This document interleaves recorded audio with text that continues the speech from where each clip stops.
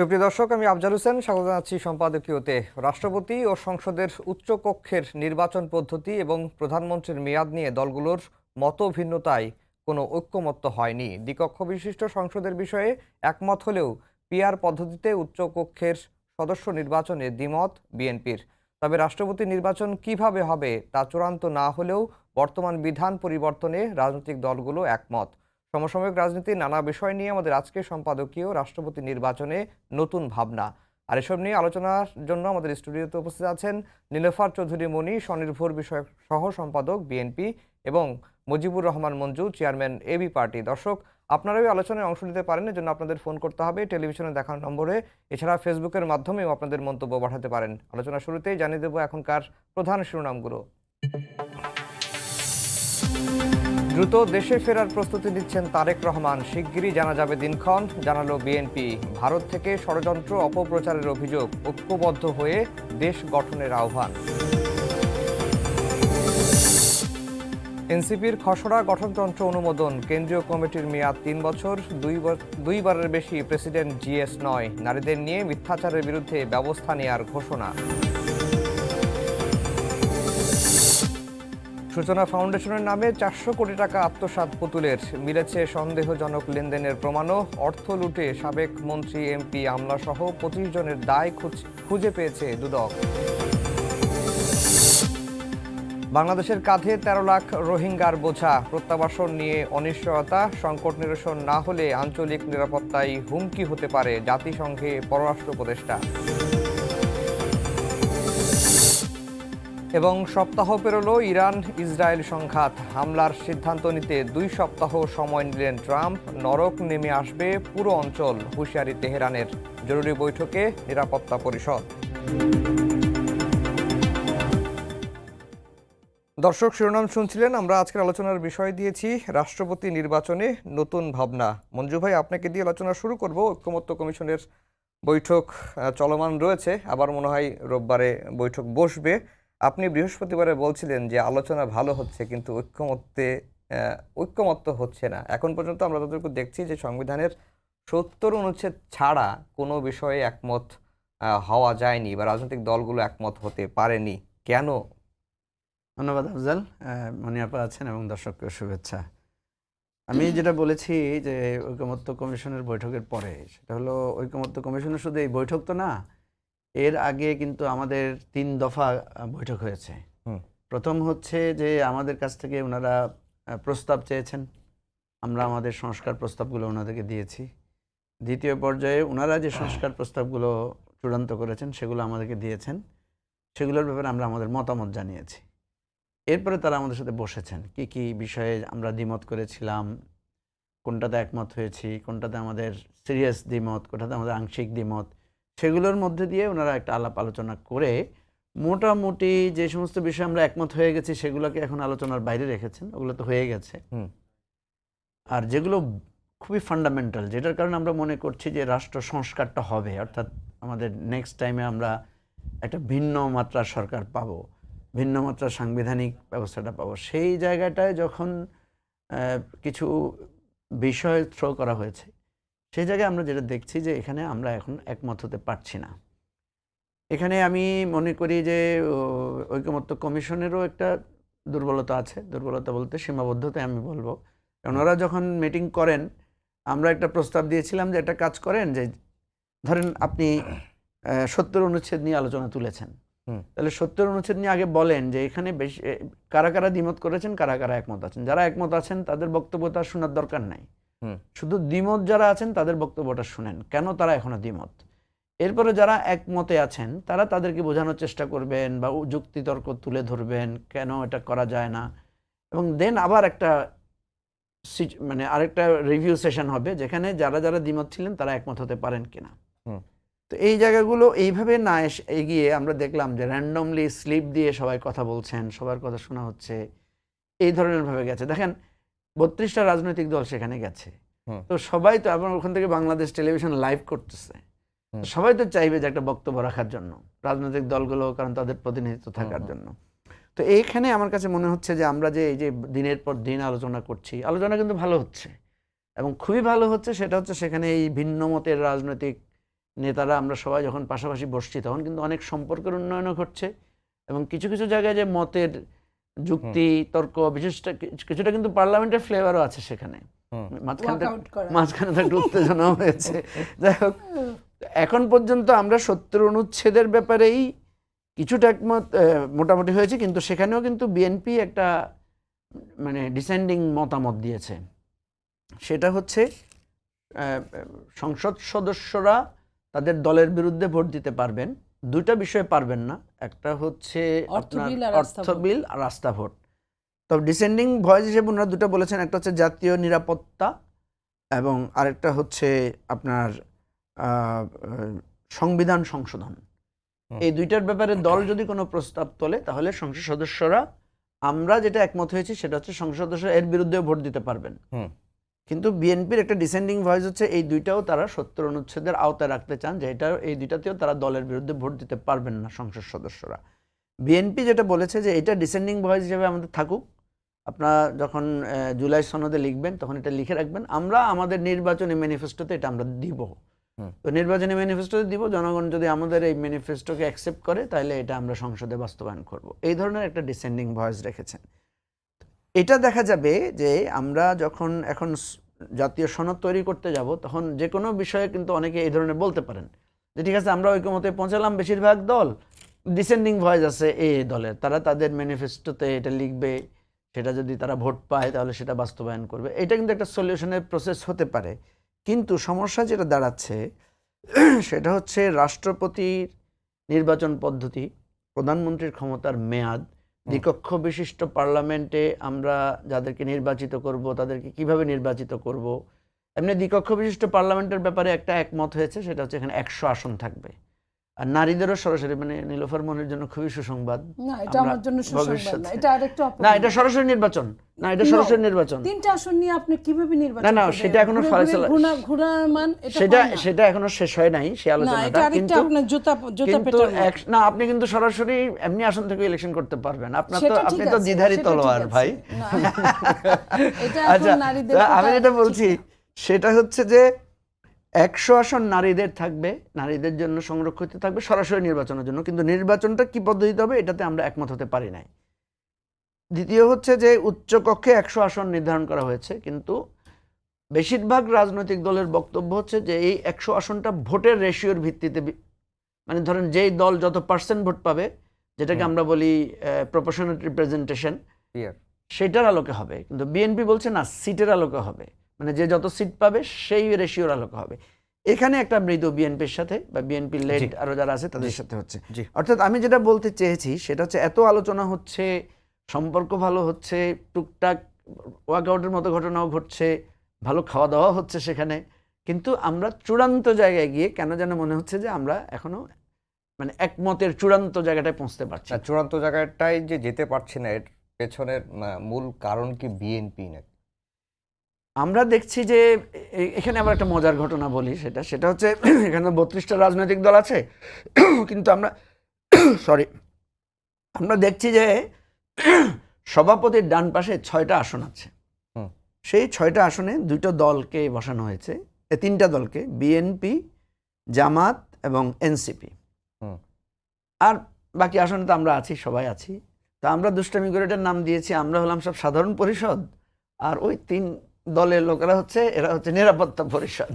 মানে ওনারা কোনো কিছুতে যখন ভেটো দেয় তখন কিন্তু সেটা আটকে যায়, আর যখন সবাই মত দিল কিন্তু যখনই দেখা গেল ওই 3 দলের কেউ একজন ভেটো দিয়েছে তখনই সেটা আটকে যাচ্ছে। অর্থাৎ আমরা এজন্য বলেছি এটা একটা সিকিউরিটি কাউন্সিল কিনা। জি, মনি আপা, যেই প্রসঙ্গগুলো বা যেই সংস্কারের কথা বা আলোচনা চলছে, সেটি তো মূল একটাই তো উদ্দেশ্য যে স্বৈরাচারের ব্যবস্থার যে পুনরুত্থান যেন ঠেকানো যায় ভবিষ্যতে।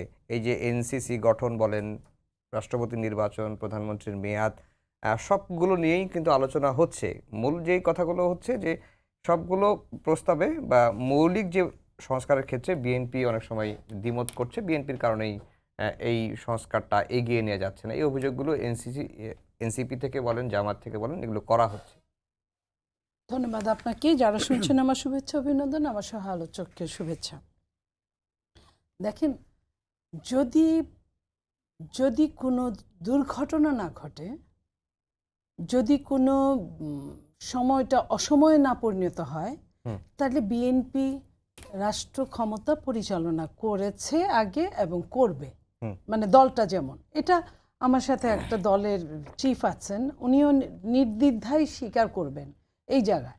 তো সেই জায়গায় যদি আলোচনা সাফার করবে বা সুবিধা ভোগ করবে, আমি দুইটাই বলছি, সেটা কিন্তু যে দলটা রাষ্ট্র পরিচালনা করবে, তাহলে সমস্যাটা কিন্তু তার ঘাড়ের উপর দিয়ে যাবে। আমি যখন দেখব যে আমি তো যেতে পারছি না, আমি গেলে আমার কোনো ওই যে ইনু বলেছিল না, ইনু সাহেব, যে আপনার 90 পয়সা আছে কিন্তু আমার 10 পয়সা আছে, 1 টাকা হতে গেলে কিন্তু 10 পয়সা আপনি লাগবে। বলছেন যে যদি বিএনপি, এই টাইপের কেউ যদি বলে, আমি আপনি লাস্ট বলছেন যে শেষ করছি। কোনো ধরনের যদি দুর্ঘটনা না ঘটে বিএনপি জনগণের ভোটে ক্ষমতায় যাবে। জি, এনসিপির একজন নেতা বলছেন, নাসিরউদ্দিন পাটোয়ারি, যে বিএনপি 50 থেকে 100টার বেশি আসন পাবে না। দেখেন, আমি এই গল্পটা আরো 2-1 জায়গায় করেছি। এক দুষ্ট বাচ্চা ছিল শরৎচন্দ্রের বইতে লেখা, যে সম্পাদকীয়তে, যে বাচ্চাটা এত বেশি দুষ্ট ছিল যে সব টিচারকেই দুষ্টামি করতে, পণ্ডিত মশাইকেও করেছে। তো পণ্ডিত মশাই একদিন চুপ থাকার জন্য বলেছিল, এই ছেলে, 5-এ পড়ে ছেলেটা, বলছে তুমি কি শ্রীকান্ত পড়েছো? বলছে জি স্যার, জি পণ্ডিত মশাই পড়েছি। বুঝেছো? ওইখানেও সে বাদরামি করে বলছে জি বুঝেছি। তো সে শেষ ওই পর্যন্ত। এই ছেলে একসময় ঢাকা বিশ্ববিদ্যালয় থেকে বাংলায় অনার্স মাস্টার শেষ করে এলাকায় গিয়েছে, গ্রামে, ওই পণ্ডিত মশাইকে সালাম করে বলেছে আমি সেই ছেলেটা পণ্ডিত মশাই। তো পণ্ডিত মশাই বলেছেন যে শ্রীকান্ত পড়েছো? বলছে জি পণ্ডিত মশাই পড়েছি। বুঝেছো? বলছে না পণ্ডিত মশাই, বুঝিনি। তো যে ছেলেটা 5-এ পড়ে বলেছিল যে বুঝেছে, সে কিন্তু বাংলায় অনার্স মাস্টার্স করার পরে বলেছে বুঝে নাই। তো আমি এইসব মানে নেতাই তো এখন রাজনীতি দল করেছে, তাদের উদ্দেশ্যে আমি এটাই বলবো, তার বোধোদয় হবে আজ থেকে 20 বছর পরে, 25 বছর পরে, হয়তো তখন আমরা থাকবো না, কিন্তু সেই বোধোদয়ে বাংলাদেশের যতটা ক্ষতি হওয়ার ততটা হয়ে যাবে। তো আমার কথা হলো যে তাদের যদি জনগণ ভোট দেয় তারা আসবে, আমরা তো না করছি না। সকালে সূর্য দেখলে বোঝা যায় দিন কেমন যাবে। তাদের যখন দেখি আমরা যে চিফ অ্যাডভাইজারের জন্য 5 বছর রাখার জন্য, কিংবা ইসির পরিবর্তন চাওয়ার জন্য যখন আন্দোলন করে, যখন মানুষ হয় 14 জন, তখন তারা কিভাবে ভোটের রাজনীতি কিন্তু অন্যরকম রাজনীতি, আন্দোলনে থাকলেও একসাথে অনেকেই ভোট দেয় না। ভোটের রাজনীতি এত কঠিন একটা রাজনীতি, সেখানে যদি তারা মনে করে থাকে যে সমস্ত ভোট তাদের উপরে পড়বে, তাহলে আমার কোনো কথা বলার নাই। কিন্তু সেটার জন্য তো দরকার হচ্ছে নির্বাচনের ডেট দেওয়া, নির্বাচনের ঘোষণা দেওয়া, তফসিল ঘোষণা করা, নির্বাচনে উপস্থিত থাকা। সেটা তাহলে তাদের এত সমস্যা কোথায়? ভোটে যদি তারা এত বিজয়ী হয়, বিএনপি যদি 50-100টার চেয়ে বেশি সিট না পায়, তাহলে তো তাদের জন্যই পোয়া বারো। তাহলে তারা নির্বাচনের ডেট দেখ, নির্বাচন হয়ে যাক, আমরা তাদের আন্ডারে থাকব। জনগণ ভোট দিলে আমরা কারা? আমরা তখন হয়ে যাব ক্ষুদ্র স্বার্থান্বেষী গোষ্ঠী বা মহল। সেই মহল থেকে আমরা হয়তো আন্দোলন করব, আন্দোলন না করতে পারলে ঘরে বসে থাকব। তো তাদের তো সমস্যা নেই, তাহলে ভোট দিতে তাদের এত ব্যাক কেন? তারা কেন বলে যে 5 বছর থাকতে হবে, 5 বছর প্রধানমন্ত্রী থাকতে হবে, 5 বছর এই সরকারকে থাকতে হবে, আজীবন এই সরকারকে থাকতে হবে? তো এই যে এই কথাগুলো ডাবল স্ট্যান্ডার্ড হয়ে যায় না? তো আমি ওইখানে এর চেয়ে বেশি আর বলতে চাই না। আমি যেটা বলতে চাই সেটা হলো যে, যেহেতু বিএনপি আপনার যদি রাষ্ট্র পরিচালনার দায়িত্বে আসে, সেই হেতু যদি তারা মনে করতেই পারে, যে কারো যদি এত বড় দল থাকতো তারা মনে করত, সেইখানে তাকে নিয়ে এই জিনিসগুলো ভাবাই তো হয়। ধরেন বিএনপির মধ্যে যদি মিনিমাম যদি অন্যরকম চিন্তাধারা থাকতো যে এটা তো 10 বছর পরের কথা, এখনই আমি বলে কি করবো, এর মধ্যে তো এই 10 বছরে কত কিছু হবে, এর মধ্যে আমি সংশোধনী আনতে পারবো, হা জয়যুক্ত হয়েছে বলতে পারবো, না জয়যুক্ত হয়েছে বলতে পারবো, তাহলে দুইবারের প্রধানমন্ত্রী, এরপরে কোনো বক্তায় না আমরা রাজি হয়ে যাই। বিএনপি তো সেটা চায় না। বিএনপি চায় জনগণের মঙ্গলের জন্য যা যা এখনই আমি বলবো। তো সেটা আমি আরেকখানে এই কথাটা বলেছিলাম যে আচ্ছা ধরেন একটা প্রধানমন্ত্রী যে হলো, তার বয়স ধরেন 60 বছর, মিনিমাম 60 বছর, তো সে 2বার হলো পরপর 70 বছর, 70 বছর, তারপরে আপনার 2বারের টার্মের পরে একবার হলো না 75 বছর, 75-এর পরে যদি আবারও আসে, বা 2 টার্ম হলো না 80 বছর, তো 80 বছরের পরে যদি সে আসে, 80 বছরের একটা মানুষের রাষ্ট্রের প্রধানমন্ত্রী হওয়াটা কিন্তু এক ধরনের চ্যালেঞ্জিং, সিরিয়াস। কিংবা তার সাবস্টিটিউট দাঁড়িয়ে যায়। তো সেই জায়গায় তো এমনিই হতে পারে না। তো এগুলা ওই যে গ্রামে একটা কথা বলে, ধান নাই খ্যার পাড়ানো, মানে ধান হয় নাই চিটা, খড় পাড়াইলে যে চিটা হয়, এই চিটার পিছনে দৌড়ায় আসলে জীবনটাই সার, কোনো কিছু পাওয়া যায় না। তো এরকম যে এইটা নিয়ে আন্দোলন করার কিন্তু আমি কোনো কিছু দেখি না। আমি যদি আমেরিকার সাথে ব্রিটেনের সাথে নিজেকে তুলনা করি, তাহলে ব্রিটেনের তো 850 মতো অলিখিত সংবিধান আছে। সেই অলিখিত সংবিধান দিয়ে তারা এত সুন্দরভাবে পৃথিবীটাকে চালিয়েছে, শুধু নিজের দেশ না, সমস্ত পৃথিবীকে চালিয়েছে। তাহলে আমরা কেন পারি না? আমেরিকা তো কত সুন্দর গণতন্ত্র হচ্ছে, গণতন্ত্র ওইখানে, আমরা কেন পারি না? তা আমরা যেহেতু অনেক কিছু পারি না, আমরা তাদের একদম টু দ্য পয়েন্ট ফলো করার মধ্যে কিছু নাই। এটা একটা এনভায়রনমেন্টাল ব্যাপারও থাকে। ওই দেশের এনভায়রনমেন্ট যা চায় তারা ওইটা করে, আমার দেশের এনভায়রনমেন্ট যা চায় আমি তো সেটা করি। আমার দেশে তো যে কেউ একটা ছোট পোলা পান, সেও কিন্তু এখন চোর, চোর না ডাকাত, সে যেখানে যাচ্ছে সেখান থেকেই পয়সা ইনকাম করছে। তাহলে যে মানুষটা, সাইকোলজি বলে যে একটা মানুষ জন্মগ্রহণ করে সাদা পাতার মতো, তারপরে তার ওই পাতার উপর যে ছাপ পড়ে, লাল পড়লে লাল হয়, কালো পড়লে কালো হয়, সাদা পড়লে সাদা হয়। তো আজকের যে ছেলেরা যারা এই দেশ চালাবে করে এত কথা বলছে, তারাও তো সাদা পাতার মতো, ছাত্র থাকতে থাকতে তাদের কোনো সংসার নাই, কিছু নাই, বাবার হোটেল থেকে আনতো, খাইতো, পড়তো, এই পড়ালেখা বাদ দিয়ে হঠাৎ করে কি এমন হয়ে গেল যে দুই হাতে না, হাতে পায়ে সব কিছু মিলে টাকা ইনকাম করা শুরু করলো। তো যে দেশে এই অবস্থায় এই 1 বছরে 33% বর্ধিত সুইস ব্যাংকে টাকা জমা হয়, এত অভাবের মধ্যে, এত কষ্টের মধ্যে, এত একটা ফ্যাসিস্টের আপনার অত্যন্ত দুঃখ ভারাক্রান্তভাবে বিদায় নেওয়ায় যে তাকে পালিয়ে যেতে বাধ্য হতে হয়, তারপরেও কিন্তু টাকা থেমে থাকে নাই। তো সেই দেশে আপনার এই যে প্রায় সবই মানলো একটু একটুর জন্য, কেন আপনার ওই যে বললেন আপনি আলোচনা ভালো হয়েছে কিন্তু ঐক্যমত্য হচ্ছে না, কেন হবে না এই এক লাইন আর আধা লাইনকে নিয়ে? জি মঞ্জু ভাই, অন্য একটা বিষয়ে আসতে চাই যে এই লন্ডনে ডক্টর মোহাম্মদ ইউনূস এবং তারেক রহমানের যে বৈঠক হয়েছে 13ই জুন এই বৈঠকটি হয়েছে, এবং এই বৈঠকের পরে আপনারাও একটি বক্তব্য দিয়েছেন, বিভিন্ন দলও বক্তব্য দিয়েছে, কিন্তু একটি দল জামায়াত অতিরিক্ত প্রতিক্রিয়া দেখিয়েছে বলে গণমাধ্যমে রিপোর্ট এসেছে। আপনার কাছে কি মনে হয় তারা অতিরিক্ত প্রতিক্রিয়া কেন দেখালো এবং ঐক্যমত্য কমিশনের একটি বৈঠকে তারা উপস্থিতও হলো না? না, ওটা কিন্তু আবার তারা ব্যাখ্যাও দিয়েছে এবং পরে তো তারা তাদের অভিমান যেটা ছিল সেটা প্রত্যাহার করে নিয়েছে। তারা যেটা বলেছে যে বিএনপির সাথে একটা বৈঠক করেছে, ঠিক আছে, কিন্তু সেটা দ্বারা তারা আবার একটা জয়েন্ট স্টেটমেন্ট কেন করলো, জয়েন্ট স্টেটমেন্টকে তারা পক্ষপাত দুষ্টতা হিসেবে মনে করছে। সেদিন আপনার আমাদের ঐকমত্য কমিশনে যখন জামাত প্রথম দিন তো তারা বর্জন করেছে, পরের দিন তখন যারা আসলো তখন কিন্তু জামাতের নেতা আব্দুল আহমদ তাহের উনি কিন্তু ব্যাখ্যা দিয়েছেন যে প্রধান উপদেষ্টা ওনাদের কাছে ফোন করেছেন, ওনাদেরকে বলেছেন যে না আমি নিরপেক্ষতা হারাই নাই, এবং কি প্রসঙ্গে ওনাদেরকে ব্যাখ্যা দিয়েছেন, ফলে ওনারা সন্তুষ্ট হয়েছেন বলে ওনারা আবার সেই পরবর্তী দিনের অধিবেশনে জয়েন করেছেন। তো আমরা ওনাদেরকে প্রশ্ন করেছিলাম সেখানে যে আপনারা কি এখন নিশ্চিত যে প্রধান উপদেষ্টা এখন নিরপেক্ষ আছেন? তো একটা দলের কিন্তু অধিকার আছে যে কোনো বিষয়ে প্রতিবাদ করার, যে কোনো বিষয়ে তার মতামত দেওয়ার অধিকার আছে, কিন্তু আমাদের কাছে যখন সাংবাদিকেরা জিজ্ঞেস করেছে আমরা বলেছি যে হ্যাঁ, একটা রাজনৈতিক দলের সাথে সরকারের বৈঠকের একটা যৌথ স্বাক্ষর, যৌথ ঘোষণা দেয়া, এটা একটা ব্যতিক্রম, এটা আমরা অতীতে দেখিনি। এখন তো একটা স্পেশাল সিচুয়েশন চলছে, কারণ অনেক ব্যতিক্রম জিনিসই তো এখন ঘটছে। আপনি দেখেন প্রধান উপদেষ্টার কাছে আমরা এই পর্যন্ত কয়বার মিটিং করেছি, এই যে জাতীয় ঐক্যমত্য কমিশন হয়েছে, এটাও তো একটা ব্যতিক্রম। এবং আপনি দেখবেন 5ই আগস্টের পরে কিন্তু সব রাজনৈতিক দলগুলো কিন্তু ক্যান্টনমেন্টে গিয়ে মিটিং করেছে, এটা তো একটা ব্যতিক্রম। তো এই নানা ব্যতিক্রমের মধ্যে দিয়ে তো আমরা যাচ্ছি।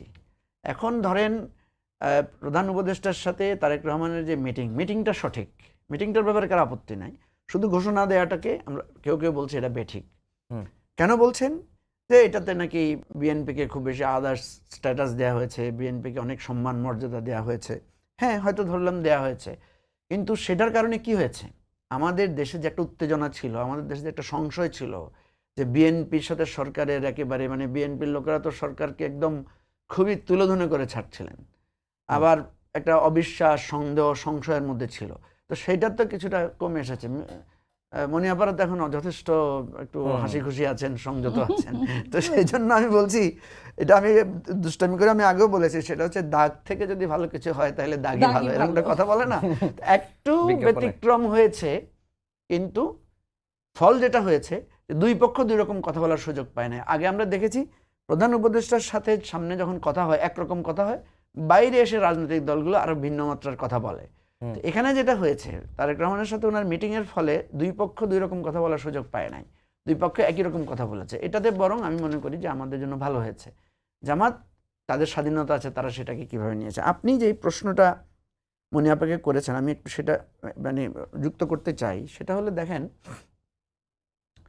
আমরা যদি দেখি এবারে সবচাইতে বেশি নির্যাতিত করা হয়েছে আওয়ামী লীগ আমলে, সবচাইতে বেশি নির্যাতিত হয়েছে বিএনপি, এবং দেন পলিটিক্যাল পার্টি হিসেবে জামাত, দেন আমরা বাকিরা আমাদের সাইজ অনুসারে আমরা নির্যাতন, নিপীড়ন, জেল জুলুমের নির্যাতিত হয়েছি, বা আমাদের লাস্ট পর্যায়ে এসে তরুণ প্রজন্ম হাজার হাজার লোক আমাদের শহীদ হয়েছে।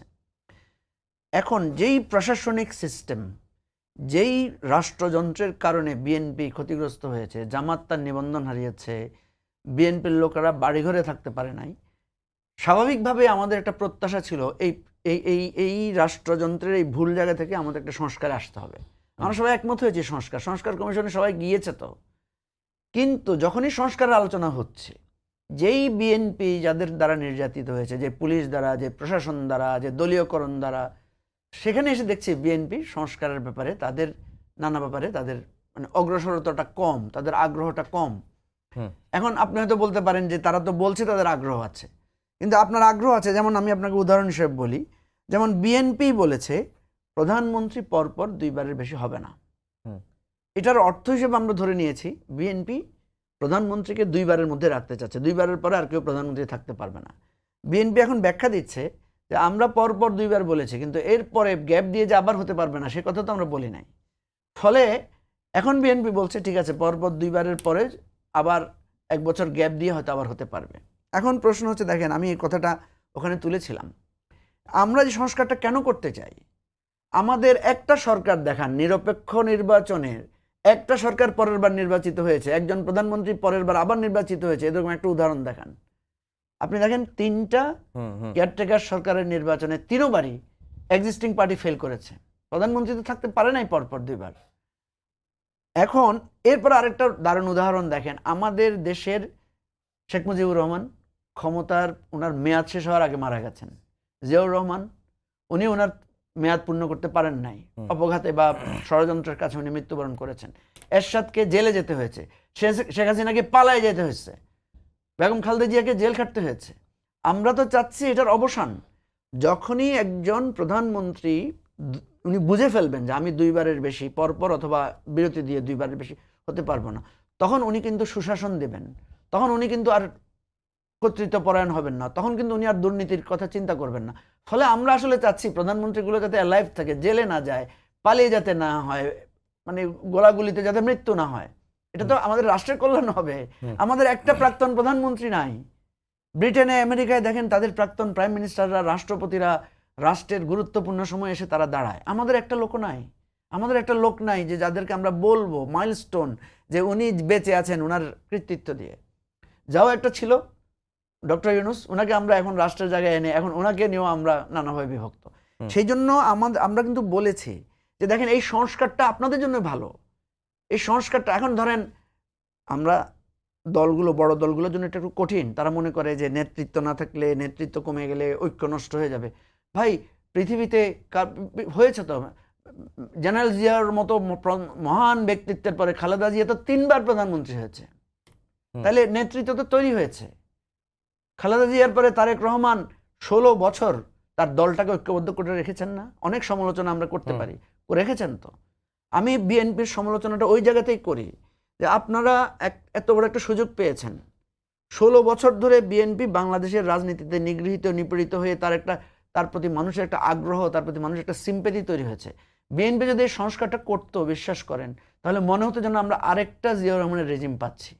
কিন্তু আমি দেখছি যে এই ছোট ছোট বিষয় নিয়ে, রাষ্ট্রপতির নির্বাচন নিয়েও আমরা একমত হতে পারলাম না, প্রধানমন্ত্রীর 2 মেয়াদ নিয়েও আমরা এখনো কনফিউজ, উচ্চ কক্ষে পিআর সিস্টেমের ব্যাপারেও বিএনপিকে আমরা একমত করতে পারলাম না। হয়তো একমত হবে, আমি খুব প্রত্যাশা করি, কিন্তু আমি মনে করি যে এইটা যদি বিএনপি করে বিএনপির লাভবান হবে। জি জি মনি আপা, যে মৌলিক সংস্কার নিয়ে বিএনপির আগ্রহ কম, এটি মঞ্জু ভাই বলছিলেন। দেখেন, মঞ্জু ভাই বলতেই পারেন, মঞ্জু ভাই এত সহজে হাল ছেড়ে দিলে তো হবে না। মঞ্জু ভাইও কিন্তু 16 বছর আন্দোলন করেছে, নিজের দলের সঙ্গেও আন্দোলন করেছে, আবার দেশের স্বৈরশাসকের সাথেও করেছে। সো এখানে আন্দোলন সবাই কম বেশি করেছি। তো বিএনপি যেটা বার্গেনিং করছে, দেখেন 600-র অধিক সংস্কার নিয়ে কথা হয়েছে, প্রায় তার 550ই তো বিএনপির সাথে মিলে গেছে। যে কয়েকটা ছাড়, এই যে এই 166-র মধ্যে প্রায় ধরেন 15-20টা বোধহয় ছোটোখাটো নিয়ে আংশিক যেটা মিলে না, তো ম্যাক্সিমাম তো মিলেই গেছে। আর বিএনপির যে 31 দফা, এটা তো প্রায় 2-3 বছর আগে এটা বিএনপি ফোকাস করেছে। তো বিএনপির যদি সংস্কার করার মানসিকতা না থাকতো, তখন তো আওয়ামী লীগ ক্ষমতায় ছিল। সেই সময় রক্তচক্ষু উপেক্ষা করে বিএনপি সাংবাদিক সম্মেলনের মাধ্যমে কিন্তু অনেক দিন এটা নিয়ে কাজ করে তারপরে কিন্তু এটা ফোকাস করেছে। তো সেইখানে কিন্তু উচ্চকক্ষ নিম্নকক্ষ আছে, রাষ্ট্রপতি নির্বাচন আছে, প্রধানমন্ত্রী পরপর দুইবার এটা আছে। ওই এক্সট্রা লাইনটুকের দরকার পড়ে নাই, এটা নিয়ে চিন্তা হয় নাই যে অন্যান্য দলগুলো যে এটা ধরবে। তো যখন ধরেই ফেলেছে তখন বিএনপিও এটা নিয়ে চিন্তা করবে। আর আমিও তাদেরকে বলবো যে এইটুকু, আমি কিন্তু আপনার একটা মানুষের বয়সটাও বুঝিয়ে দিয়েছি, তো সেটার প্রত্যেকেরই কিন্তু একটা সাবস্টিটিউট জন্ম হয়ে যায়। যে এখন আমাদের দেশনেত্রী বেগম খালেদা জিয়া বেঁচে আছেন, কিন্তু উনি শারীরিকভাবে অসুস্থ, ওনার বয়সে কিন্তু 80 উপরে, কিন্তু খুব বেশি উপরে না। তো উনি অসুস্থ বিধায় ওনার হাল ধরতে হয়েছে আমাদের নেতা জনাব তারেক রহমানকে। ঠিক আমি এই কথাটাই বোঝাতে চেয়েছি যে একটা মানুষ 80 পর্যন্ত বা সর্বোচ্চ 85 পর্যন্ত তার মেইন টুক দিতে পারে, তো সেখানে তো এমনিতেই তো আপনার অ্যাবসেন্ট হয়ে যাচ্ছে। সেই জায়গায় তো এত কিছু বলার, আমি মনে হয় যে ওই যে বললাম না যে ধান নাই খার পালানো, তা এই নিয়ে আমার মনে হয় যুদ্ধ করার কোনো কারণ নেই। আর হলো রাষ্ট্রপতি নিয়ে যেটা যে একদম তৃণমূলের চেয়ারম্যান পর্যন্ত প্রায় 70,000 ভোটার হয়। এই 70,000 ভোটারের আমার মনে হয় সরকারের, বাংলাদেশ একটা গরিব দেশ, এত টাকা খরচ করে এত টাকা নষ্ট করে, অনেকে আমরাও আপত্তি করেছি যে 70,000 না, এটাকে মানে জেলা পরিষদ, সিটি কর্পোরেশনের জায়গায় নিয়ে এটা একদিন আসলো, এসে হয়তো বা ওরকম করলো, মনে হয় বিএনপিও একটু ছাড় দিবে, তাদেরও ছাড় দেওয়া দরকার। আমি মনে করি 70,000 দিলে এখানে অনেক খরচ সাপেক্ষ, এবং এইখানে অনেকটা রাষ্ট্রপতি বাংলাদেশের প্রেক্ষাপটে সংসদীয় শাসন ব্যবস্থায়, আমি রাষ্ট্রবিজ্ঞানের ছাত্রী হিসেবে বলছি, রাষ্ট্রপতির কার্যক্রম খুব একটা নাই। হ্যাঁ, কিছু কার্যক্রম বাড়াবে, এই সংস্কার এই ধরনের কথা আছে, আমরাও চাই কিছু বাড়ুক, কিন্তু সেই জায়গায় নাই এর মধ্যে এত খরচ সাপেক্ষ করে আমার মনে হয় দরকার নাই। সেটাকে যতটা কমায় আনা যায়, যদি নিম্নকক্ষ মানে এমপিদের ভোটে আগে হতো, সেটা যদি হয়, বা সেটার সঙ্গে আরও কয়েকটা যেটা উনি বললেন যে জেলা পরিষদ বা এই টাইপের কিছু যোগ হলো, সেটা হতে পারে। কিন্তু এত দেওয়ার মানে হয় যে এটা আলোচনা চলছে, আমার মনে হয় যে খুব তাড়াতাড়ি এগুলো একটা সলিউশনে চলে আসবে। এগুলা নিয়ে আমার মনে হয় ৭৮ অনুচ্ছেদ তো বলাই আছে, এর চেয়ে বোধহয় ছাড় দেওয়া যায় না যতটুকু দেওয়া গেছে, কারণ তাহলে আর দল থাকলো না। যেটুকু হয়েছে ওইটুক দিয়ে আগে আমরা টেস্ট করি না, আমরা কয়েক বছর কাজ করি, তারপরে যদি আমরা মনের দিক থেকে অনেক শিক্ষিত হতে পারি, আরও আমাদের মাইন্ডসেট হলে চুরিচামারি করা। আমাদের আপনি ধরে দিছেন একদম বড় বড় দেশে ডক্টরেট করা, তারা কি করে ওইসব নিয়ে আমাদের চলবে নাকি? আমগো দেশে আমরা 3 বেলা ভাত খাওয়া লোক, আমগো স্ন্যাক্স দিলে কি আমাদের পেট ভরবে? তো এই অবস্থাটা এখন এইটা, আগে আমরা যেটা দরকার, যে সংস্কারটা দরকার, সেই সংস্কার নিয়ে কেউ কথা বলছে না। যে সংস্কারটা দরকার, প্রশাসনের সংস্কার দরকার, যেইখান থেকে ভোটটাকে বিভিন্নভাবে ইঞ্জিনিয়ারিং হয়। পুলিশের সংস্কার দরকার, যেখানে ভোটটা বিভিন্নভাবে আপনার এদিক ওদিক নিয়ে যাওয়ার সম্ভাবনা, যাদের রক্তচক্ষুকে সাধারণ জনগণ ভীষণ ভয় পায়, এবং সেনাবাহিনী তারাও কিন্তু পাহারা দেয়, এবং অনেকেই চেয়ে কিন্তু অনেক রকম ধাক্কা খেয়েছে। সেনাবাহিনী আকাশের দিকে তাকিয়ে থাকে, তারা কোনো দিকেই তাকায় না, তার মানে যে সরকার আছে লাভ তারই হয়েছে। তো এইটা তো সেনাবাহিনীর কাছেও আমাদের এটা চাওয়ার না। আমরা কি চাই, যেটা আমরা যখন নিজে অসহায় হয়ে যাই তখন মনে হয় যে সুন্দর একটা বিচার করতে পারবে, আমরা তাকে চাই। তো এই জায়গাটা তো এখানে অ্যাবসেন্ট। তাহলে প্রশাসনিক যে সংস্কার, সেখানে কিন্তু এটা হচ্ছে না। সেটা কেন মঞ্জু ভাইরা জি, সেই কথাটা মঞ্জু তুলে ভাই না, এটা একটু আমরা জানতে চাই। একটু ইশরাকের ইস্যুতে আসতে চাই যে ঢাকা দক্ষিণ সিটি কর্পোরেশন প্রায় 1 মাস ধরে তালা, 36 দিন ধরে আন্দোলন চলছে। আর ইশরাককে নিয়ে বিএনপি এখনো পর্যন্ত তাদের অবস্থানও পরিষ্কার করেনি।